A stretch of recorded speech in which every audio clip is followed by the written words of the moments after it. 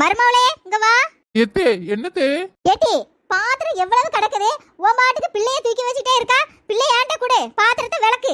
என்னத்தே, குழந்தை பிறந்து 15 நாள் தானே ஆகுது, என்னால கீழே உட்காந்து பாத்திரம் தேய்க்க முடியாது. ஏ அப்பா, பிள்ளை பிறந்து 15 நாள் ஆகுதுடி. அவ பிள்ளை பிறந்து 3வது நாளிலே எல்லா வேலையும் செய்யறாள்வ. செய்யி, ஒன்னும் ஆகாது. சரி. மா ஏட்டி என்னடி? ஏமா வாஷிங் மிஷின்ல துணியை துவைச்சிட்டேன், மேல கொண்டு போய் காய போட்டுறவா? ஏட்டி உனக்கு இருக்கா பிடிச்சிருக்குடி? குழந்தை பிறந்து 3 மாசம் தான் ஆகுது, இதுக்குள்ளே மாடியில போய் துணியை காய போட போறேன்னு சொல்ற. போய் ரெஸ்ட் எடும்மா. மருமகளை வர சொல்றேன்டி, அவ போய் துணியை காய போடுவா. சூப்பர் த. எனக்கு நான் உடம்பு இரும்புல செஞ்சிருக்குல்ல, உங்க மகனா பாவம் பச்சை உடம்பு கறி பத்தில ஒரு வேலையும் செய்யக்கூடாது, அப்படிதானே?